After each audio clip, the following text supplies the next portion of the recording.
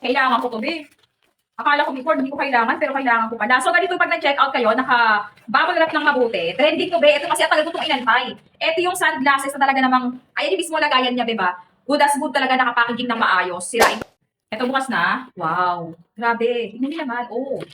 Ganun yung appearance once na mag-check out. Ay, grabe siya, be. Mukhang mamahalin. Oh, tingnan niyo naman, oh. Oh.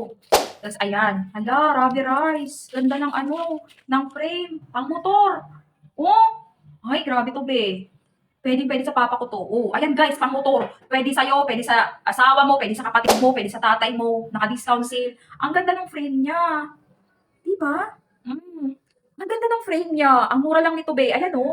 Oh, tapos, eto ang kagandahan sa kanya, pwede siyang outdoor, pwede siyang indoor. Pero ang gusto ko sa kanya, babes, kasi pag yung helmet mo medyo malabo na, or gusto mo yung helmet mo nasa taas lang, so eto na lang gamitin mo. Yung nakataas lang yung visor ng helmet mo. So eto na lang ang gamitin mo. Sa mga nag-helmet, nagmumotor, eto sa mga nagmumotor talaga, kailangan mo tong sunglasses na to, be. Sa mga nagbabike din, good as good din. Grabe ganda niya.